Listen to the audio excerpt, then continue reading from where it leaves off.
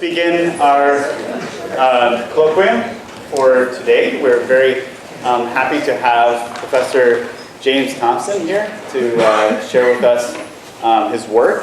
James is a professor in the Department of Physics at the University of Colorado in Boulder and at JILA. James earned his bachelor's at Florida State, which is close to where I grew up. I just realized that. And then he went and got his PhD at MIT. His doctoral work was really well known for a great precision measurement, an example of a really awesome precision measurement experiment. What he did was to measure the mass difference between two ions, and he did that to better than 10 parts per trillion, which is pretty heroic. And that provided a stringent test of the famous E equals to MC squared relation that got us all into physics in the first place, right? So for that, James was awarded the APS DAMOP Thesis Prize. As a postdoc, he stayed at MIT and worked with Vladan Voltic and developed techniques for implementing atomic quantum memories and entangled photon sources. And that's how I became aware of James and have been following his work ever since. At JILA, his own work in his laboratory is focused on how to exploit collective effects and quantum effects to enhance precision metrology and with cold atoms, and also to demonstrate and use entangled spin squeeze states and study and create superradiant lasers. And for his work on superradiant lasers, he was awarded a prize from the Department of Commerce in 2013. So with that, I will hand it over to James. Great. So thank you for hosting me. It's been a real pleasure to come and visit and talk with people and visit labs and meet students and postdocs. It's been a wonderful time, so thank you very much. I'm going to tell you today about work we're doing at JILA and the Department of Physics at the University of Colorado. JILA is a joint institute between the university and the National Institute of Standards and Technology. And what I told you I was going to talk about today was the topic of superradiance on a millihertz line width optical transition. In fact, I'm going to talk about that and a few other things, so here's my new title. I'm going to talk about breaking through quantum and thermal limits on precision measurements with collective physics, is what I'm going to cover. But I'm really, in bulk, going to talk about this millihertz superradiance, will be the bulk of my talk. So I'd like to back up. I'm going to talk about atoms a lot in this colloquium. And I'd really like to talk about why we like to work with individual atoms, individual molecules. Like, what's the point? Why do we do that? Well, the reason we do that is accuracy. Okay? So for instance, one of the things we like to do a lot in the Boulder area is build clocks. We're really good at building atomic clocks there. But people have been building clocks for a very long time, okay? They've been building clocks, for instance, here's a clock based on the flow of water that turns some wheel, and that would tell time, okay? So this is one way to tell time. But the thing is, the rate at which your clock actually ticks might depend on, for instance, how much snow you had that year and is in the mountains, and how much melts off, and how much water flow you have in your rivers. And so if you build one clock in one location and one in another, they might tick at different rates. There are other things that we might think of as being identical. So for instance, we always talk about, identical clones. Here are these sheep that were cloned. And you think, okay, that's identical, right? Well, they may have started out from identical coding, but in fact, we can tell the difference between them. At some point, one of them skins its knee and the other one has a slightly different, shape on its knee, and you begin to be able to give them different names, and we can tell that they're different objects. And fundamentally, the reason for this is that when objects live in the classical world, we can tell the difference between them. They become different from each other. So if we really want to make things that are identical, we'd like to keep them in the quantum world because we want to exploit the thing that's not talked about very often, but nevertheless is very, very important for all the physics we do. We want to take advantage of the quantum certainty principle. We want to take advantage of the fact that all of these atoms and molecules we're going to use are identical to each other. So I know this is a little pedagogical, but let me make sure that we're all on the same page about why atoms are so great. And working with single atoms, either many in parallel or even one at a time, is so important. It's because this quantum certainty principle arises from the fact that we observe that in our universe we have charge quantization, that masses are all the same for electrons and for protons and neutrons. And so we can build atoms that don't have arbitrary orbits of the electron around the nucleus, but actually they have these quantized orbits because of things like the Schrödinger equation. And so that gives us this well-defined energy spectrum such that if I, for instance, measure the energy difference between these two levels, if I take the same atom and I put it in another lab someplace else on another planet, they would actually measure the same energy difference. And so this gives us this reproducibility, the idea that we have accuracy, reproducibility in our measurements. And in fact, if we observe that in my lab, we measure some energy gap here, and in another lab, we see something else, it tells us that we're coupling to the environment in an interesting way that allows us to probe our universe. Okay? So that's why we like to use atoms, because of this certainty principle. So because of this, there's actually been a lot of work in the field of AMO physics to get almost complete control of single atoms. Okay? So we can actually get a single atom, we can trap it, we can hold it in vacuum, levitate it, we can control its internal quantum degrees of freedom and its external quantum degrees of freedom. We can do laser cooling or evaporative cooling into the ground state of motion. We can actually do optical pumping into well-defined internal energy levels. And then we can actually apply techniques for manipulating, putting the atoms in superpositions of different states. And so actually there have been many, many Nobel Prizes awarded over time in this effort to get control of single atoms. It's been a big deal in this field.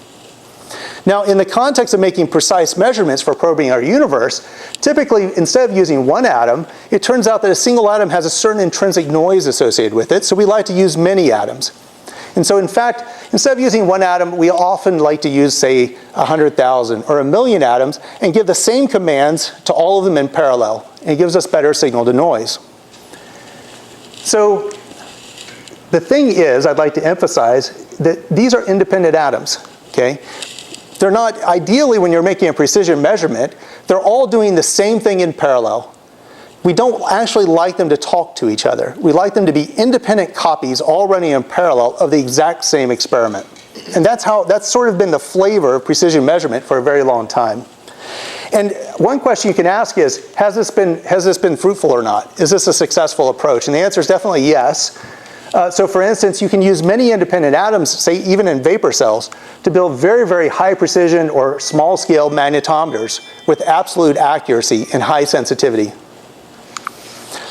Some of the things that are done here in Jason Hogan's group and in Mark Kasovich's group is, for instance, applying many independent atoms in Matterwave interferometers, where, for instance, you can use pulses of light to spatially separate the de Broglie wave packets and interfere them with each other, just like you would in an optical interferometer.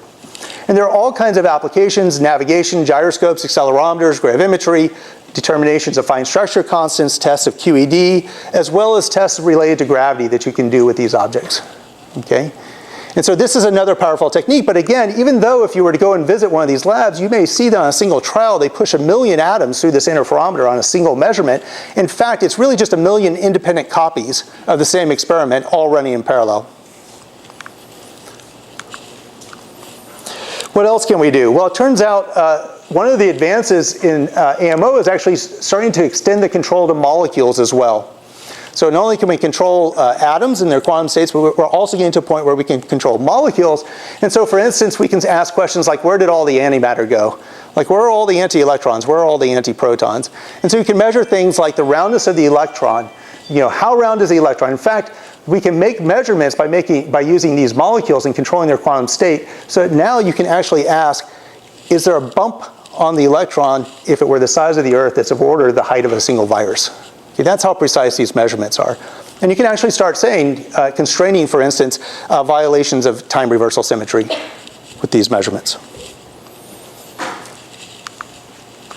There are practical applications. So for instance, this identicalness of atoms means that we can put a constellation of atomic clocks in space, and we can sit here and have a device in our hand that listens to the ticking of each of those clocks, and looking at the relative arrival time of the tickings of those clocks, we can tell where we are in space, and we can know that we should turn right now.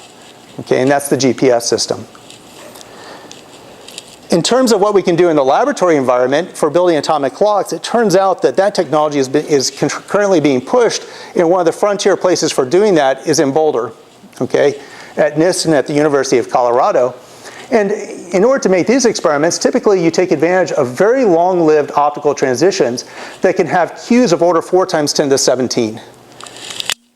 What we're talking about is essentially if I put an atom in the optically excited state here, a triplet P0 state, it can't decay to the overall ground state because it's a J equals 0, J equals 0 transition and a triplet to singlet transition. And therefore it lives for a very long time. In fact, it lives for 150 seconds as a prediction.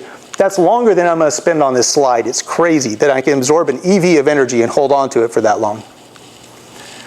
If we use this as kind of our clock that ticks, in fact, they've pushed the fractional frequency in precision, the uncertainty in the frequency ticking rate of the clock divided by the center frequency, out to 18 decimal places now. So fantastically precise measurements. In fact, those measurements are so precise that now people are doing experiments where, for instance, you lift your clock up by of order 30 centimeters, and sometimes if you integrate for anywhere from an hour to a few days, you can actually tell a change in the ticking rate due to general relativity in the redshift. So you have laboratory scale observations of the redshift. There are dreams, although this is very speculative, that one day you could actually, for instance, measure the geoid of the Earth, the gravitational geopotential of the Earth. Why else might you want to push these kinds of experiments? Well, imagine I have 2 different types of clocks, and there's some stuff in the universe, like, oh, I don't know, dark matter. It's been speculated. And it might interact differently, say, with strontium atoms than ytterbium atoms, that we can build really nice atomic clocks out of. And so if some of this dark matter comes along, it can sort of bump into these clocks, change some effective property, modify some effective property of those clocks, and lead to frequency shifts that we can observe. So by building these very precise measurements, we can look for these very weak interactions with unknown physics.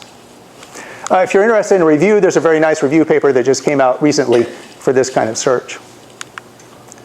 There have also been proposals here at Stanford for actually saying, well, look, if I actually have, say, 2 strontium clocks in space, if gravitational waves come by, you could actually build atom interferometers and actually detect the presence of that gravitational wave.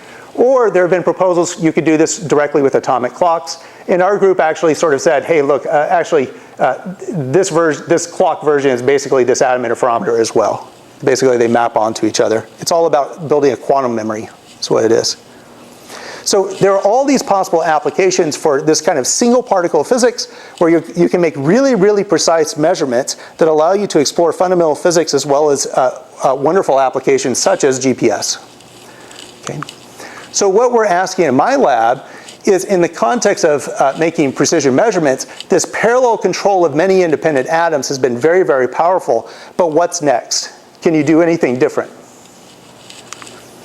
So what we're trying to do is actually go to a stage where actually we don't want to have independent copies. Somehow we want to develop entanglement or correlations between the atoms so that we can do more with that collection of atoms. And that's the story I'm going to tell you. That's the theme of what I'm going to tell you about today. How are we going to generate those, what's called entanglement or correlations between these atoms? We're actually going to do that by placing the atoms between 2 mirrors. We're going to bounce light back and forth. And either that light itself is going to create the correlations, or we're going to detect the light that comes out of the cavity, and that's going to create the entangled state for us. And so what this allows us to do is have long-range interactions between these atoms that create these interesting amounts of entanglement or correlation. That's going to be the main experimental platform. So specifically, I'm going to briefly tell you about phase sensing below what's known as the standard quantum limit. It's a funny thing. It's not standard and it's not really a limit, but in our subfield, that's what we call it. Okay, and this is a limit that's imposed when you don't have when you have unentangled atoms. We want to do better than you can do if you don't have entangled atoms. And the goal here is to generate not only just entanglement but large amounts of it for enhancing quantum sensors. We're really interested in studying the fundamental measurement science of this. What are you allowed to do? How well can you do it?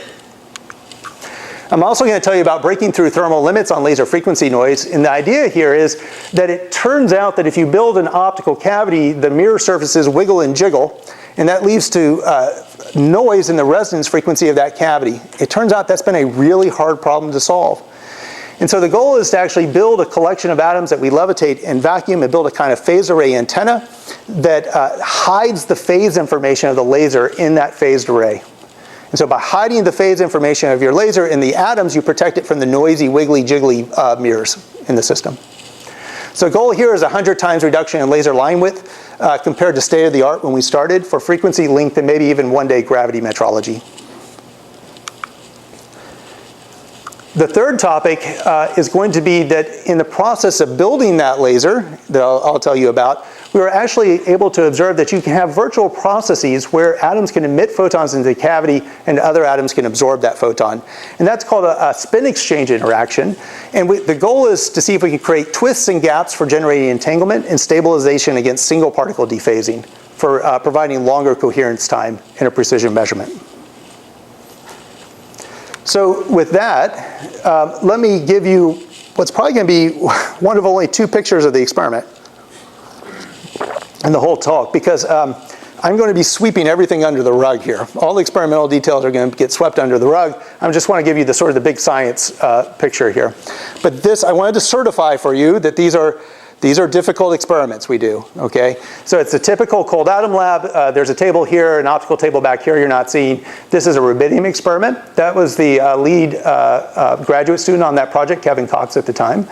And then we have an experiment on rubidium, and then there's another table you're not seeing here, all covered in optics and lasers.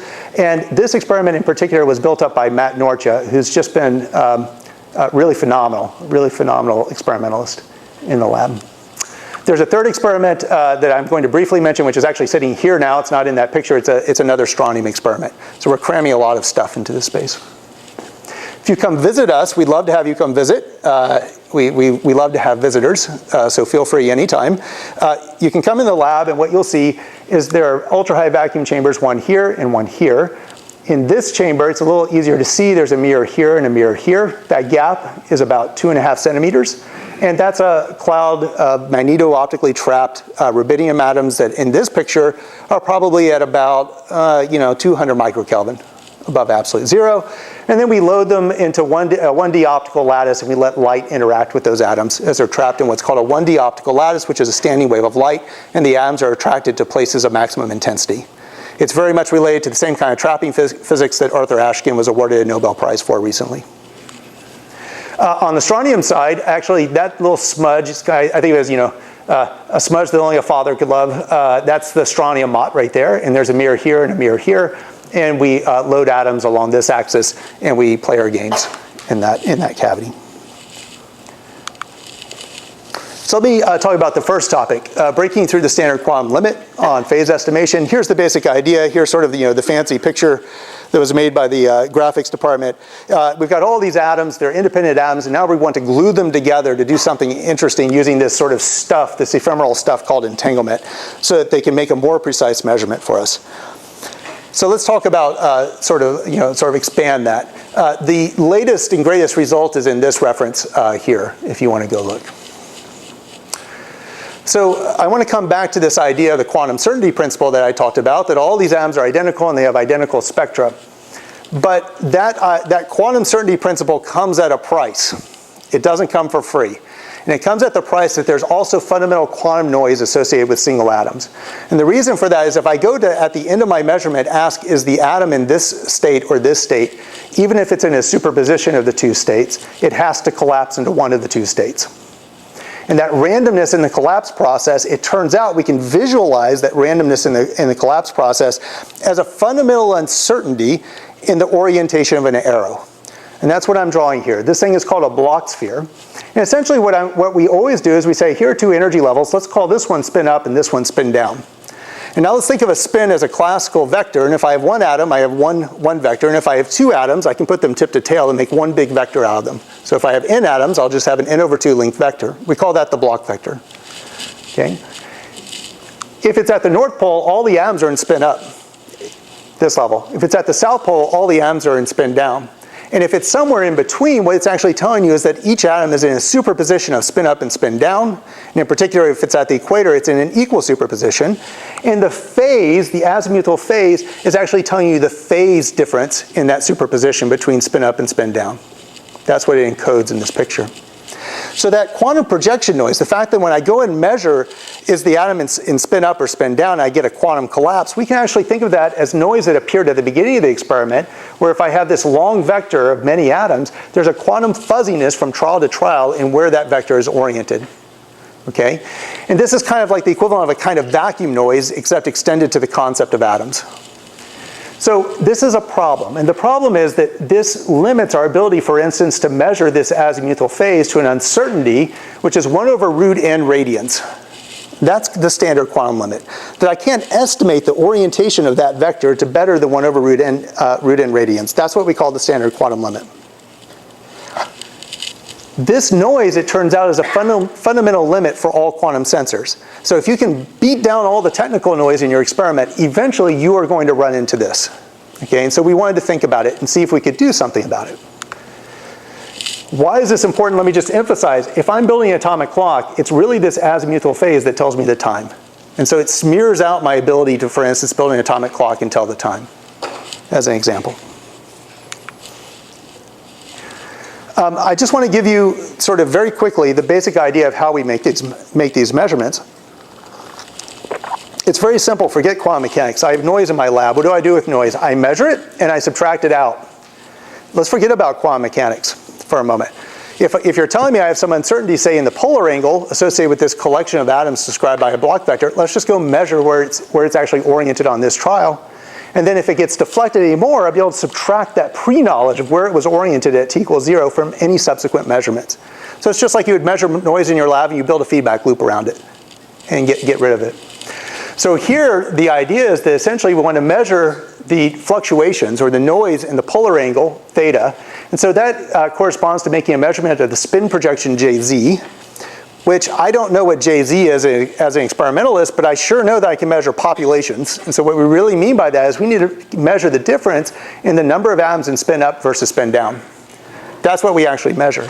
So if we can make a really precise measurement such that the uncertainty in our measurement is well below the initial uncertainty, we actually localize this state. And we reduce the uncertainty in the polar angle at the expense of increased uncertainty in phi, the azimuthal angle.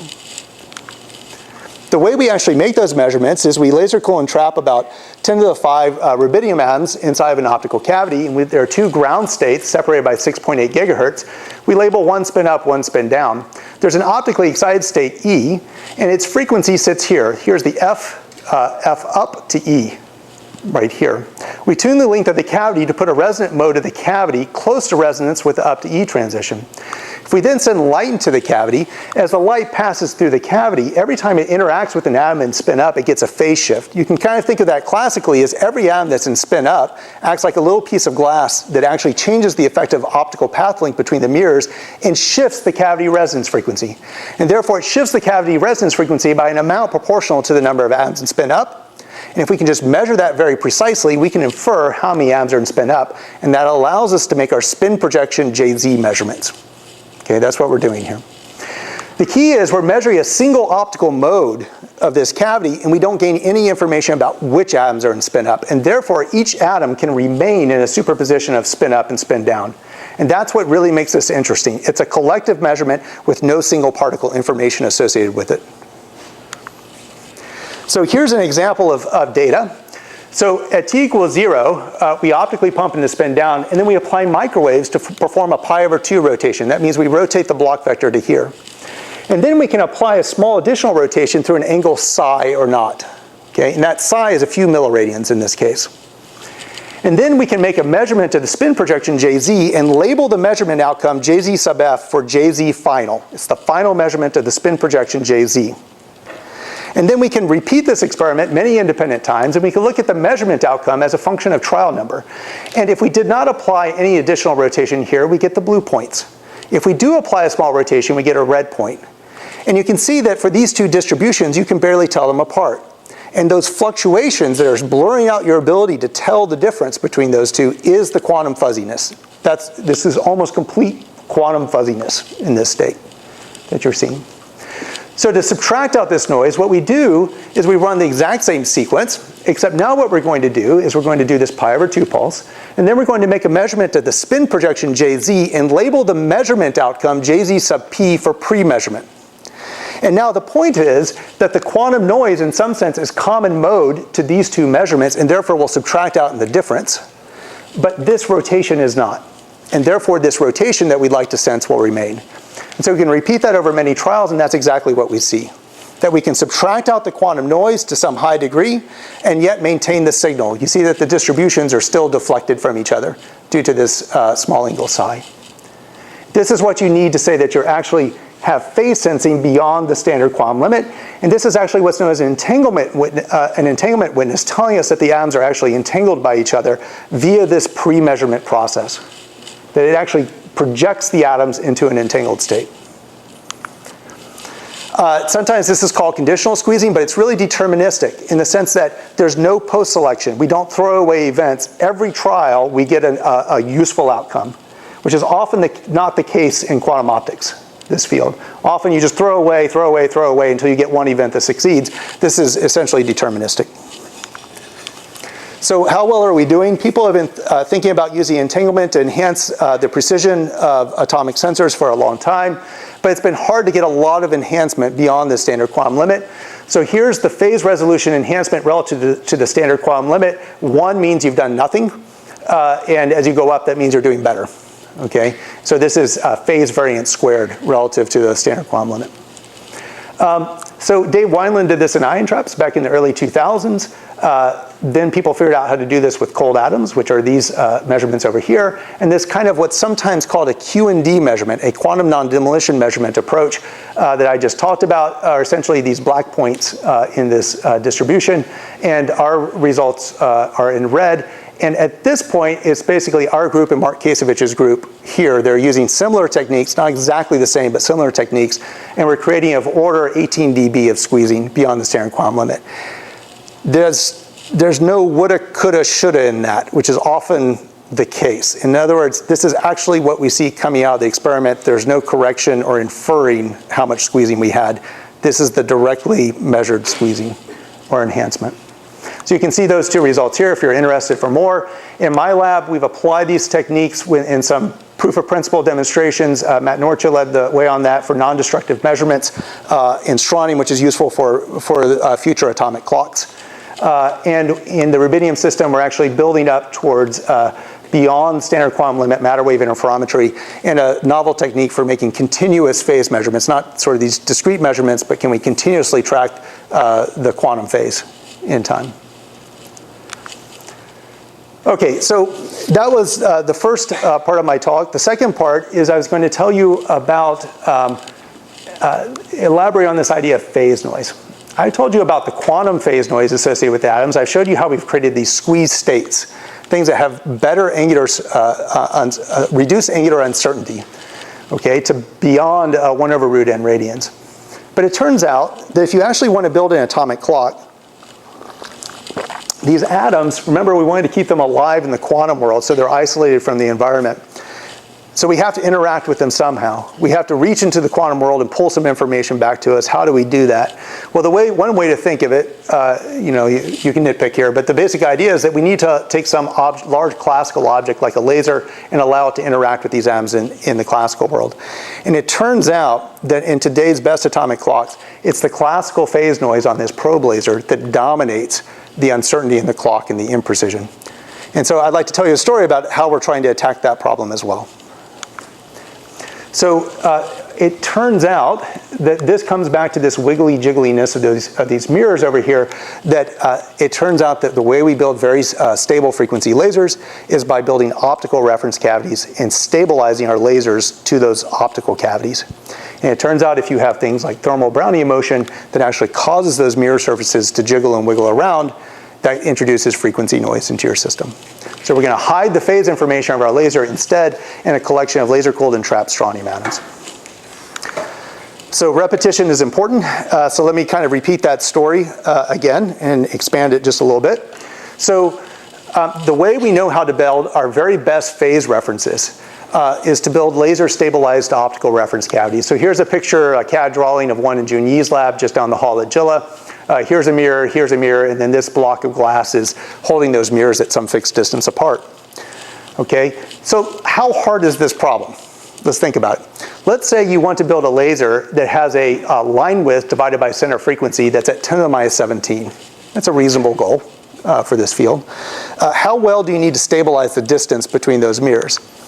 Well, let's imagine, just for simplicity, that this cavity length is about 1 meter.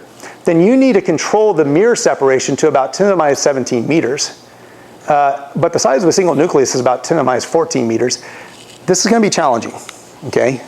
Now, of course, what we mean is the average distance, averaged over the area of the beam on the mirror surface, right? Because otherwise you're going to complain, like, how can this be true? But the point is, we actually need to control this separation very well.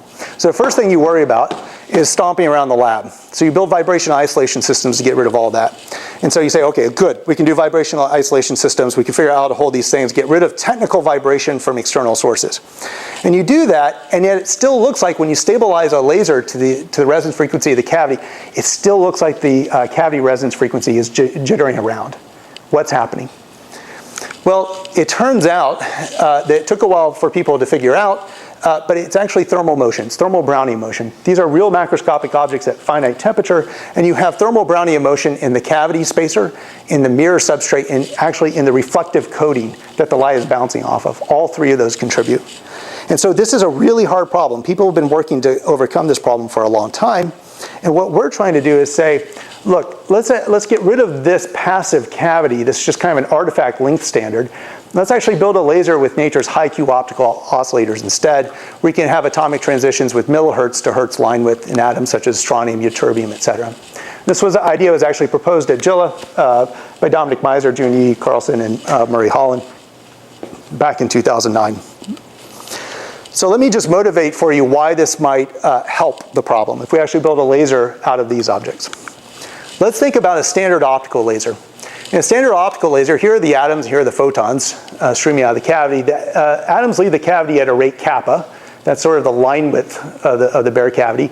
And the gain medium, say atoms or some solid state material, has some effective line width gamma perp.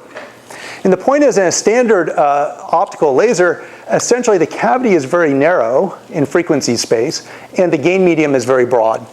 And where the laser actually likes to laze is essentially, it's kind of the convolution of these two. It's sort of the product of these two.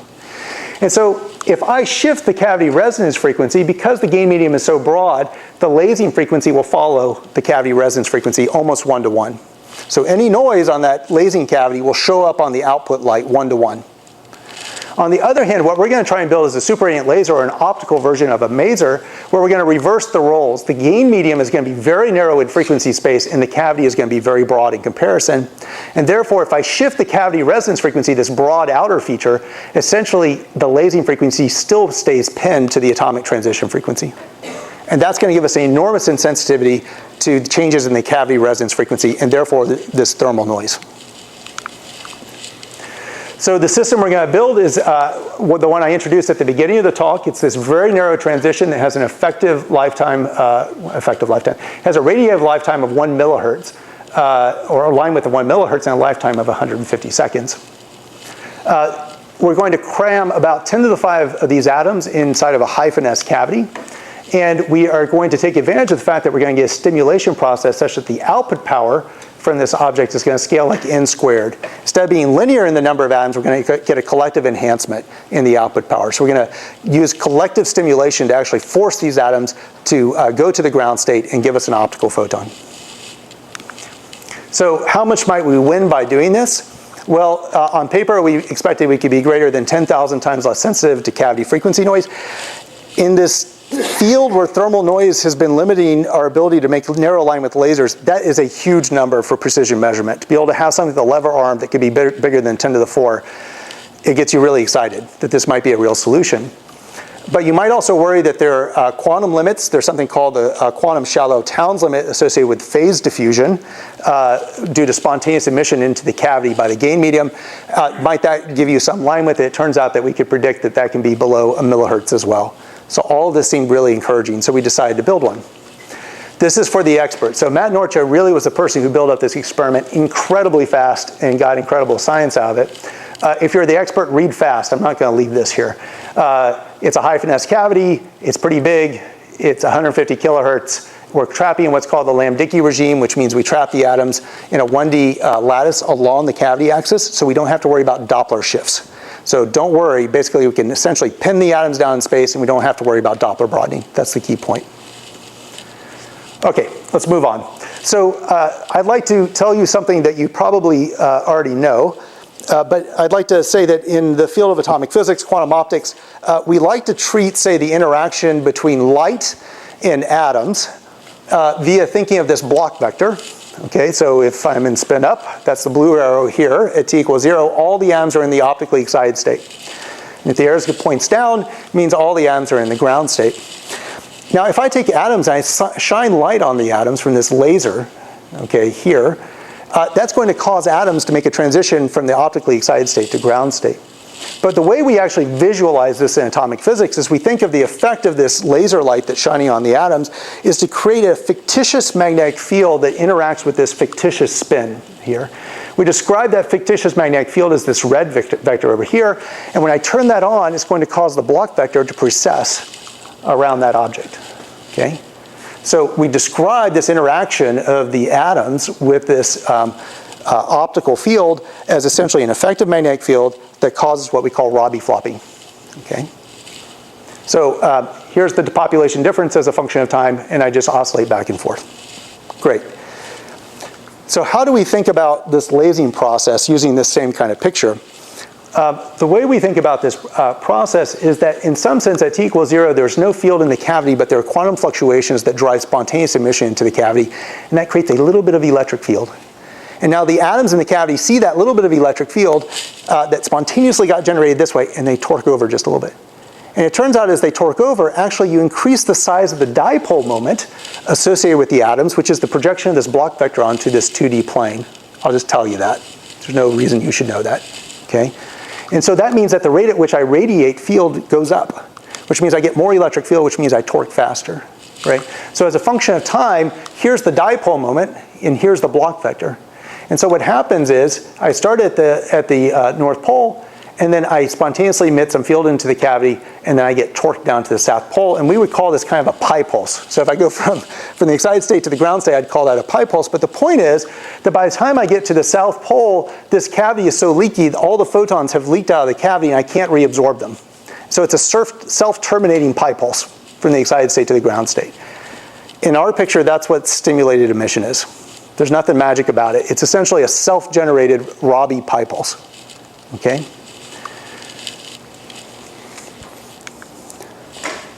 So do we see that in the experiment? What we should see is that as a function of time, if we start with all the atoms in the excited state, which is, this is real data now, and we look at the output power from the cavity, nothing happens, and then we see a huge burst of light, and then it falls off as all the atoms go to the ground state. This was done with 200,000 atoms in cavity, 150,000 atoms in cavity, 125,000, and 100,000. And we can actually look at that peak output power versus the atom number that we used, and sure enough, we see this n-squared scaling just like you expect for superradiance, okay? So actually, this is a very strong stimulation process. Let me point out the time scale here is that this width of this peak is about 50 milliseconds, but remember, atoms via single particle spontaneous emission want to decay to the ground state in 150 seconds. So almost every atom here is actually emitting a photon into the cavity in 50 milliseconds compared to the natural rate that they would do it, which is 150 seconds. Okay, so it's a very strong stimulation process. And like I said, almost every atom in this process is actually emitting a photon into the cavity as compared to the rest of free space. So we're really sucking the photons out of the atoms. So the promise was that the light in this system would be very insensitive to, say, the cavity resonance frequency, but first we need to determine the frequency of that light. So the way we do that is shown here. So it turns out that just down the hall, there's a real Ferrari of optical reference cavities in Jun Yi's lab. And so what we can do is we can actually run an optical fiber down to their lab, and we can do this thing called fiber phase noise cancellation to get rid of additional frequency or phase noise that's added in that link.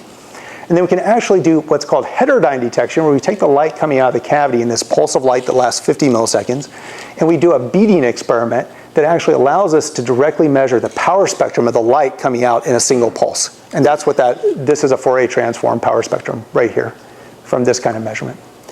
And so this allows us to, for instance, ask, as a function of time, if we keep doing the experiment, we run at about 1 hertz. Every 1 hertz, we get about a 50 millisecond pulse of light. And we could fit the center frequency of each of those pulses of light, and we can ask how stable is it as a function of time. And so that's called the Allen deviation. And so we started a measurement time where we average just a single pulse. We ask how stable is the frequency of a single pulse of light. Or we can average, say, 10 pulses together, in which case you can say, how stable is it when I take the average of 10 pulses of light over 10 seconds? And so that's what this measurement time here. It's telling you how many pulses of light you average over if you're doing a repetition rate of 1 hertz. So ignore the red, ignore the blue for a moment. What you're actually seeing is the Allen deviation is starting at 10 to the minus 15, and if we really tune things up, that's the blue point here, it can go to about 6 times 10 to the minus 16 is about the scale, okay? And that's at 1 second of averaging. So in this field, it turns out those are pretty respectable numbers, especially since this is the first object of this kind that's ever been turned on. So we're actually very, very excited about this. State-of-the-art optical lattice clocks can have short-term stability that are of order the best in the world, around 4 times 10 to the minus 17, okay? But we're within shooting distance, okay, for a first-of-its-kind object. I will comment that if we ask what's limiting the short-term stability, actually we have some auxiliary measurements that tell us it's just the fact that we have a finite number of photons coming out that allows us a certain amount of signal to noise to split this line down to some frequency resolution. So half of the noise at short time is just photon shot noise. And the other half, it turns out, is from the reference cavity itself. This Ferrari, this highly engineered object, basically we're comparable to it in terms of our short-term stability. So we already consider that a bit of a win. It looks really encouraging.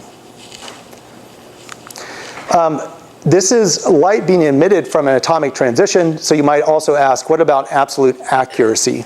How close is the frequency of the light that's being emitted to the actual bare atomic transition frequency?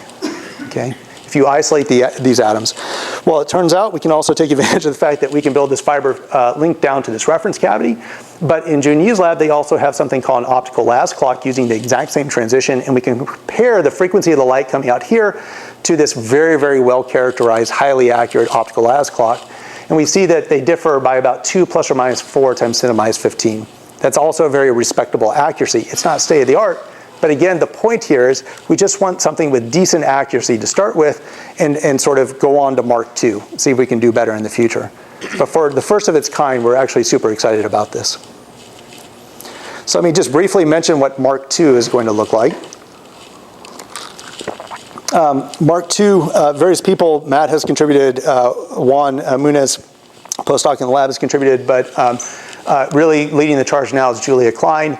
We're actually assembling a new strontium experiment that's going to have a ring cavity, and we're going to continuously load strontium atoms in this region and have them continuously transported down in this cavity mode to here where they'll laze. So we'll have CW lasing. Why do we think that's important? Well, it turns out that the improvement in the short-term Allen deviation actually has a very, very favorable scaling if we can go towards CW. So right now we were starting up here. If we could go to CW, the raw scalings would say potentially we could get to Allen deviations around 5 times 10 to the minus 18 at 1 second. How precise is that? Let me just give you a reference point. Remember this experiment where you move a clock up? You could ask, well, how high of a change of height could we resolve in, say, 1 second of measurement? And the answer is we could start going to about 6 centimeter change in height in 1 second in the Earth's gravitational potential due to general relativity shifts. Okay. So this is getting pretty darn precise. In fact, this would push state of the art. Okay. I promised you that we were going to be insensitive to cavity frequency noise, so can we actually ask, what happens if we shift the cavity resonance frequency, say from this blue curve, to a new frequency over here, and we look at the change in the frequency of the light that's emitted from the laser? So it's one thing, we could shift the empty cavity frequency resonance and then ask how much does the laser frequency change by? So that's what's plotted over here. Let's just focus on, say, the blue data here. The thing I want you to see here is that the change in the cavity resonance frequency is in kilohertz, and the change in the laser frequency is in hertz. It's really, really insensitive. In fact, if we tune things up well, whereas for a standard optical reference cavity you have a 1-to-1 change, actually our insensitivity factor can be about 500,000 times less sensitive to cavity frequency noise. So I promised 10,000, and I'm saying we actually observed a number that's closer to 500,000 when we really optimize things. So we're hitting that target. That's what makes this really exciting for this field. Now, if you look at this, you'll see that not only is this, hey, don't look at the other curves, look at this blue curve. Look, I can even change the sign of this object, or I can null it here. And actually what's changing here is how many atoms are in the excited state versus the ground state. So for the blue curve, there are more atoms in the ground state, fewer atoms in the excited state when we look at the frequency of the light coming out of the cavity. And then here's the roles are reversed. What's going on there? This actually led us to an investigation of spin exchange interactions mediated by the cavity. We could describe this physics as a virtual photon exchange process between the atoms in the cavity. That one atom emits a photon, and it goes from spin up, meaning in the optically excited state, it decays to spin down, and another atom absorbs it and goes to the excited state. And that's called a spin exchange interaction. Now, I'll use a different picture to actually describe that in a little bit, but that's the microscopic picture of what this is. So where does this arise from? So I spent a little bit of time showing these animations, which seemed a little silly, but it was kind of to build up for this, okay? That was the point. We've been sitting in a regime where we tune the cavity right onto resonance with the atomic transition frequency, FA here. And what I told you is that you can think of it as, when you work out all the math, you have some block vector, and it has a dipole moment that radiates a field into the cavity, which I describe as a fictitious magnetic field here, which tends to want to torque the atoms towards the ground state. That's the superradiant emission process that we've been using. But what happens if I take the cavity and I tune it way off resonance with the atomic transition frequency? The cavity is a harmonic oscillator, okay? And the harmonic oscillator is being driven by the dipole of the atoms. But now that dipole, the atomic drive is off resonance from this harmonic oscillator. And whenever you drive a harmonic oscillator off resonance, there's a pi/2 phase shift in the response of that harmonic oscillator. How do we describe that pi/2 phase shift in the response of the cavity to this driving dipole? We describe it as a change. Here was the effective magnetic field, a change in the phase of that electric field that corresponds to a rotation in the plane in this picture. Now what happens? Well, it wants to precess about it. So it moves to here. It wants to move on a circle. But the cavity is highly damped, and so the cavity really very quickly reestablishes the magnetic field underneath it. So you get all kinds of weird dynamics that we'll come to in a second, such as something called one-axis twisting or these spin exchange interactions. But that's really kind of the underlying physics of what this kind of spin exchange interaction is being driven by. It's really this phase shift. You're changing where that torque vector is actually sitting. Just to walk you through the math, the idea is that we can describe this precession physics as with a Hamiltonian that looks like J dot B. This effective magnetic field. Remember, it's a fictitious one that describes the effective interaction with the optical field. And now we can say that fictitious magnetic field is just proportional to the projection of this block vector onto the plane. And so if we plug that in, we get jx squared plus jy squared. Now if we define these operators here, jx plus or minus ijy, we can see that this looks like j plus j minus. It's a collective raising and lowering operator. And to this point, it hasn't looked like quantum mechanics. If we put hats on it, voila, we're doing quantum mechanics, okay? So, and then there's some coupling constant we'll come to in just a second, chi, that describes the strength of the interaction.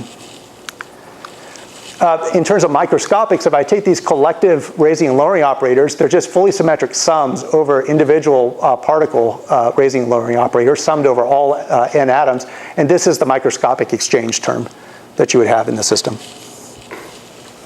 We're doing this in a homogeneous coupling case, but for instance, Ben and Monica have experiments where they think about what if I have inhomogeneity in my system? You can have these kinds, it's not exactly the same, but you can have similar kind of cavity-mediated interactions along these lines. So let's talk about the two processes. When I detune the cavity from resonance, the rate at which I'll have residual leakage of field out of the cavity ends up in a far detuned limit going like 1 over detuning squared. Whereas the strength of this coupling constant chi actually ends up falling off like 1 over detuning. So it turns out if we want to see this Hamiltonian dynamics, we can actually make this faster compared to this emission of photons or this dissipation out of the system by just going to larger and larger detuning is what you would like to do. So let's unpack, like what will be the dynamical consequences of actually having this spin exchange interaction in the system? Well, I can rewrite j plus j minus as approximately, ignoring a single particle term, j squared minus jz squared in our system, okay? And so if I do that, then I can look at these two terms separately and ask, what do they do? Let's look at this jz squared term. It turns out that this is a well-known Hamiltonian that generates one-axis twisting that can drive you into entangled states. Essentially, it's called one-axis twisting because if you imagine I had a rubber ball sitting here, and I drew a little circle on it, which might be, say, a circle describing the quantum noise, and I grabbed the North Pole and the South Pole and I twisted in opposite directions, it would cause a shearing of the quantum noise distribution that would lead to entanglement and squeezing. Okay, that's what's here.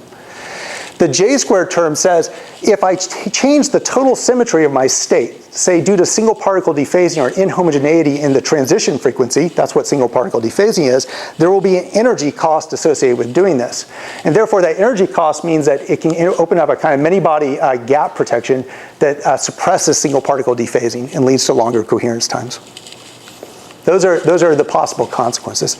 So we have been able to see these effects at the mean field level in our system, where we can, for instance, do an experiment where we say, if this term is present, the Bloch vector, when it's above the equator, will tend to precess this way, whereas if it's below the equator, it will tend to precess this way in opposite directions. So above the equator this way, below this way.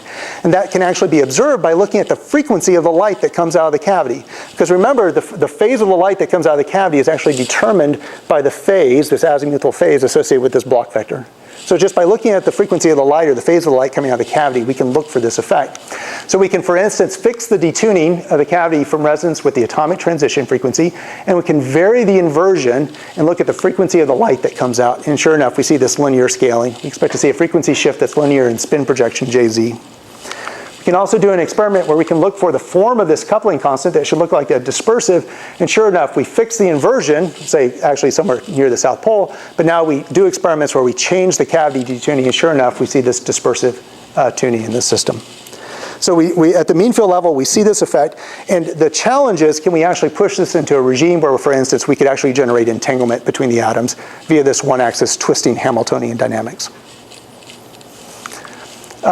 There are proposals for doing that. When we were actually seeing this, it was actually being proposed by Vlad Voltich's group at the same time, but we were already seeing it. And now we have a paper that's looking for a more novel two-spin squeezing protocol that allows you to spin with respect to JY squared.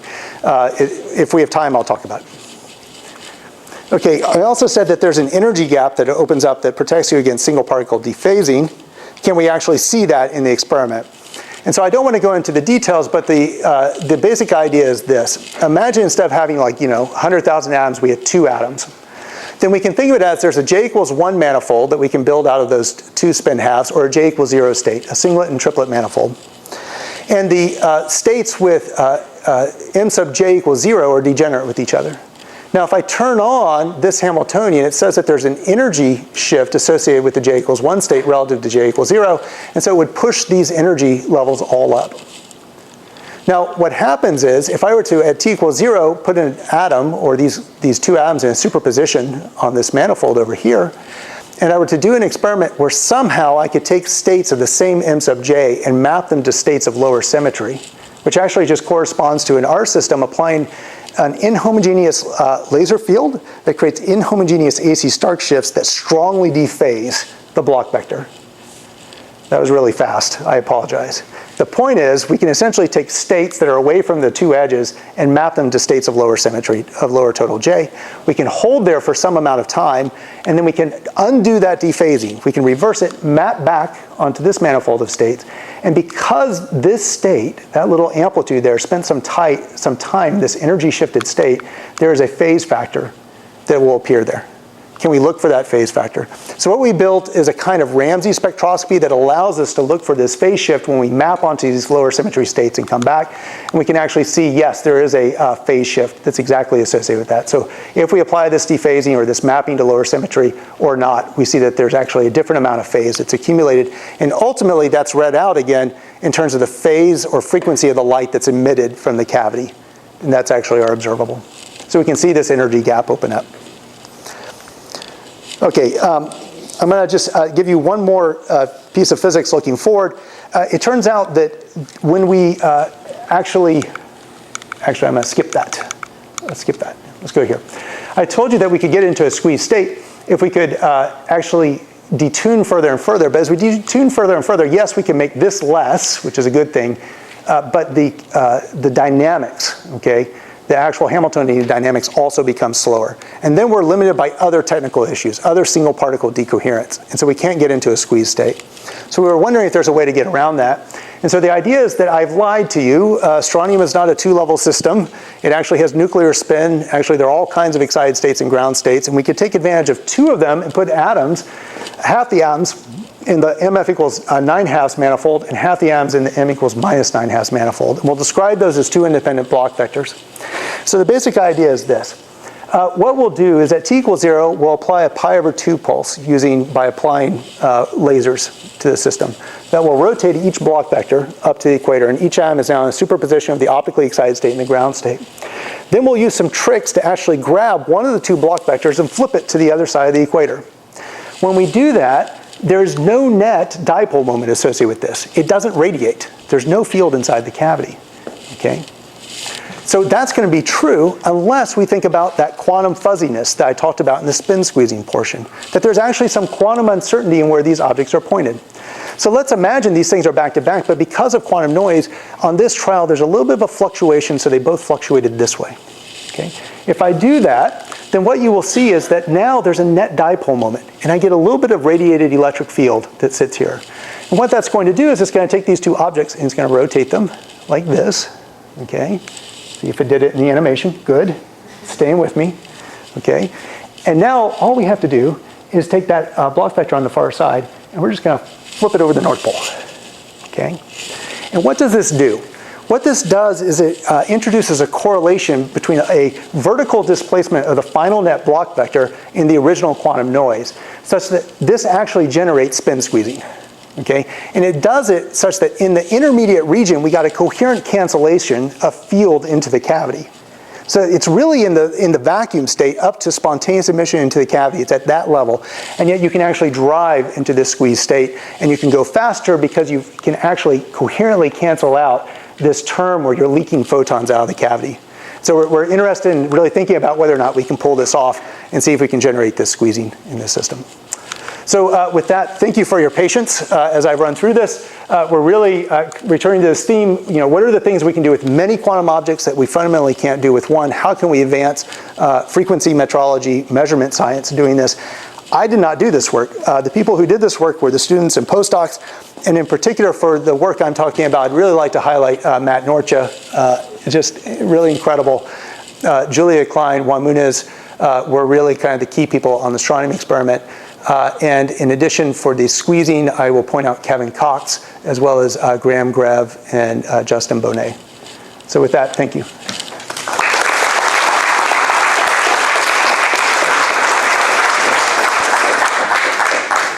Questions?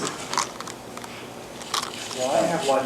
This pertains to the second part of your presentation about stuff you're doing with this nonlinear system, which is a bunch of atoms, and the cavity, which is, we hope, linear.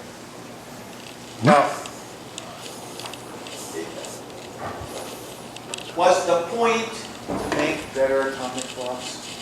The point is to make better atomic clocks with the goal of advancing other types of metrology. So it's all these tricks. The ultimate objective is to beat linewidth issues, beat down the quantum mechanics linewidth problems.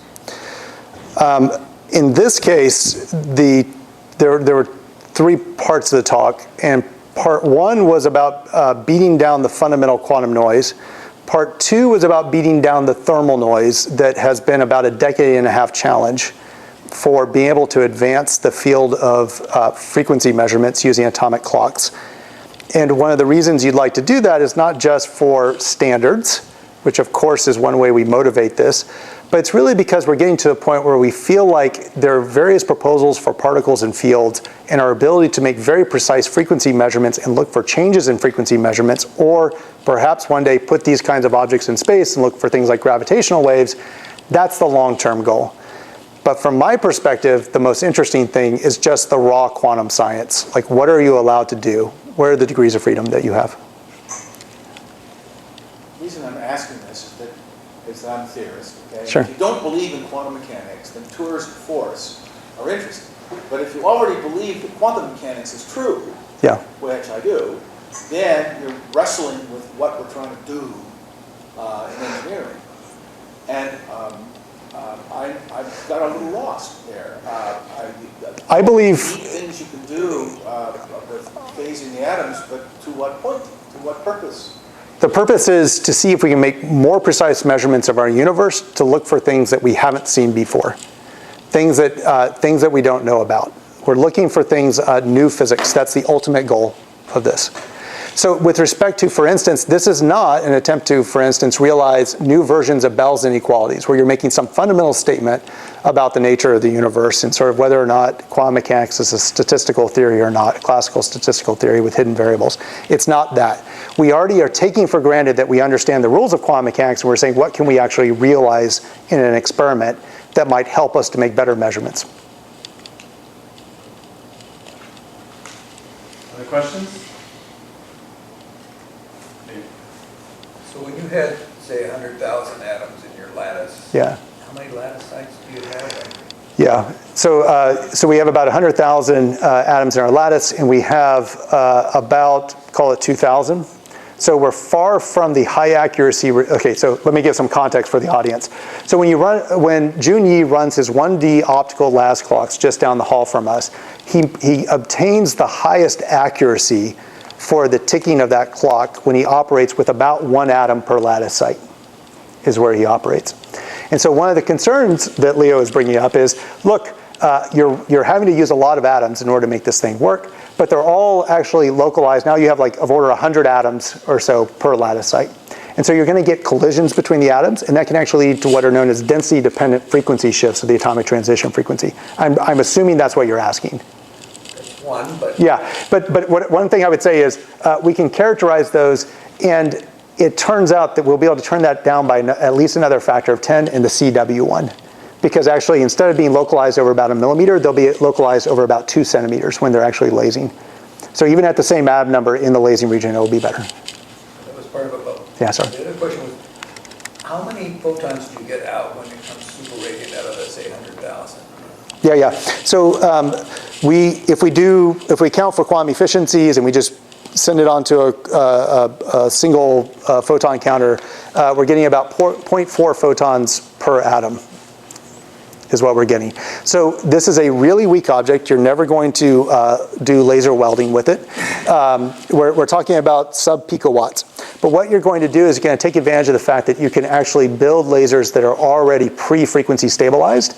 And then you could build a servo with about 1 kilohertz of bandwidth and actually feed back on, use this as a phase reference to then feed back on that strong classical laser with tens of milliwatts in it and narrow down to a carrier in principle. That's the plan.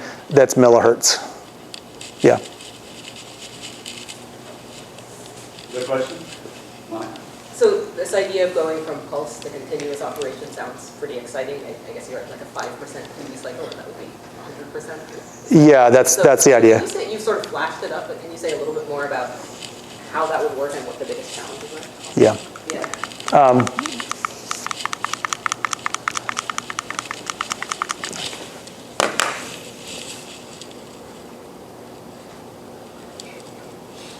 Okay, I just want a picture to point at.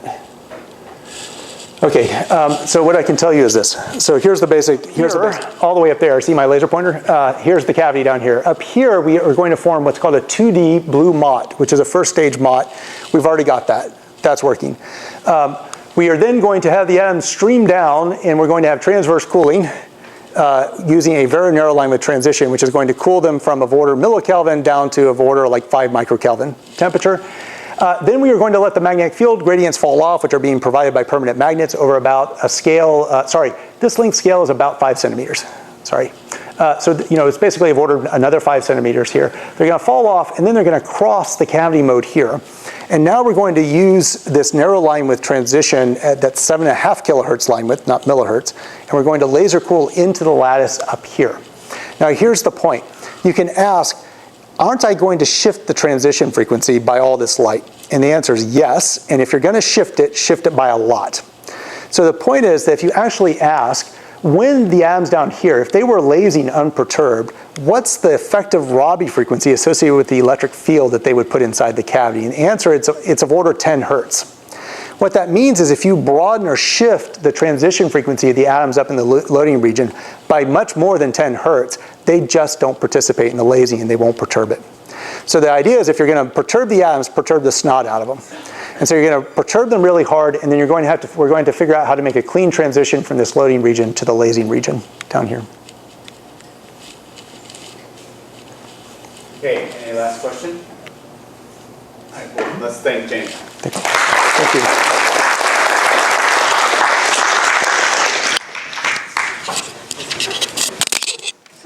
That was a great talk. Oh, great. Fantastic.